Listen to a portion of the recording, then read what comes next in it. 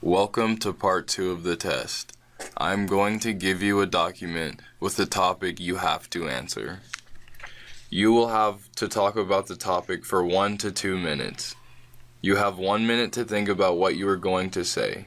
You can make some notes to help you if you wish. You have 1 minute to prepare, starting now.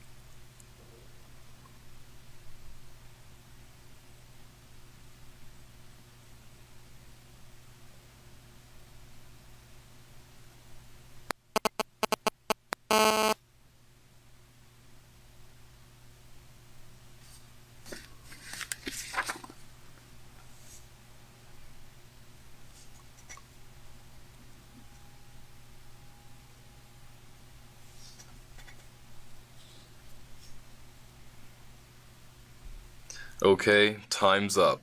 Please stop preparing. You now have 2 minutes to speak, starting now. Well, I would definitely say that I haven't made very many short travels or short journeys that I have disliked, but one that comes to mind would be going to work. Actually, I don't live very far away from my work, but I have to go through a part of the town. I have to go through a part of the town that usually has a lot of traffic. So, I get up in the morning and, of course, have my breakfast and get ready to go. And I leave out from the house around 7:30 or 8 o'clock. And I have to travel up Colorado Boulevard to get to where I have to work. And there's a certain part that I have to travel through where there's just a lot of traffic. I think they call it a bottleneck, where all the people from different directions come into one point, and it's just unbearable sometimes. It really, if there was no traffic, the journey might take maybe about 10 minutes. However, because there's so much traffic on this short journey to work, it takes about 45 minutes to get there, which is horrible. I have to do this about 5 or 6 days a week if I work on a Saturday. Saturday's not that bad though. It's usually Monday through Friday that's really, really bad. The main reasons why I don't like it at all is because, number one, of course, the traffic. And the people are very, very impatient when they're waiting in traffic. Everybody's angry and upset and blowing their horns. In addition to that, while I'm sitting for 45 minutes, I'm cooped up or stuck in a car. And so that can be very, very frustrating. So definitely traveling to work is the short journey that I really dislike the most. Okay, please stop. We now will move to part 3. I have a few follow-up questions related to the topic you just discussed.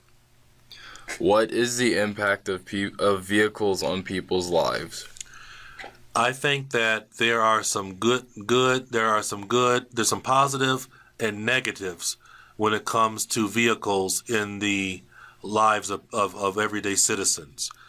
Some of the negatives would be that people spend a lot of time cooped up in traffic, and they very often just waste 2 or 3 hours of their day going back and forth from work, staying in cars. Some of the positives about cars are that now you can travel from one state or one city to another city or one province to another province in a number of hours, whereas before you had cars, that would take a really long time, maybe a day or so. Do you think people will live further away from workplaces in the future? Wow, that's really interesting. Sometimes I look at different cities, and it seems like people are moving back into the inner cities, so they can be closer to work. But also, with computers and technology, it's becoming much easier for people to work from home.